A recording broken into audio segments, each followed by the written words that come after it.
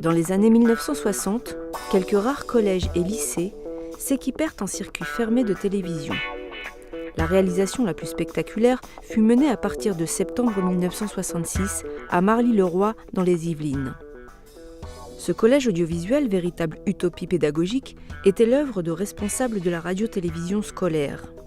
Pendant plus de 10 ans, s'y déroulèrent des expérimentations innovantes fondées sur l'emploi des techniques audiovisuelles, puis sur l'autodocumentation et le travail indépendant des élèves.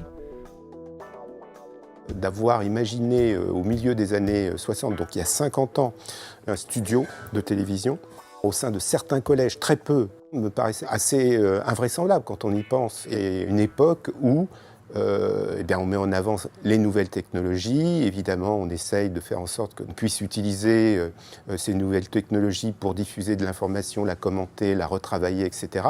Toutes ces idées, sans qu'on ait évidemment la préscience d'Internet, qui n'existait pas à l'époque, enfin le web n'existait pas à l'époque, existaient dans ce collège. Et ça, je trouve ça absolument passionnant.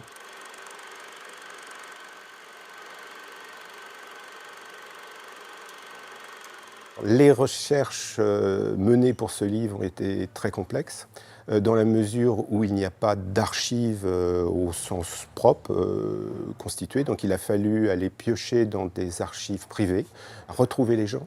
Ça, c'est un point qui m'a énormément intéressé, de travailler un petit peu comme un archéologue, partir d'éléments épars et d'essayer de reconstituer le studio.